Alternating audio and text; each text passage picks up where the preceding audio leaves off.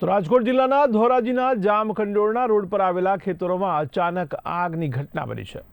જો કે ખેતરમાં આગ લાગતા ફાયર વિભાગને જાણ કરવામાં આવી હતી, ત્યારે તાત્કાલિક સ્થળ પર પહોંચી આગને કાબૂમાં લીધી હતી। ત્યારે આગની આ ઘટનામાં કોઈ મોટી જાનહાનિ થઈ નથી।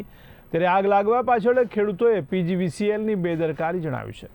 ત્યારે ખેડૂતોએ આક્ષેપ કર્યો છે કે પીજીવીસીએલની બેદરકારીના લીધે આગ લાગી છે, તો સબસ્ટેશનમાં સ્પાર્કિંગ થતાં આગ લાગી હોવાનો આક્ષેપ કરવામાં આવ્યો છે। ત્યારે પીજીવીસીએલ દ્વારા સબસ્ટેશનમાં યોગ્ય કામગીરી કરવામાં નથી આવી તેવા ગંભીર આક્ષેપ કર્યા છે।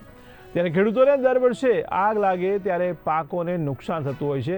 ત્યારે આગ લાગવાથી ખેતરમાં રહેલા ઘઉંના પાકને નુકસાન થતાં ખેડૂતો પણ રોષે ભરાયા છે।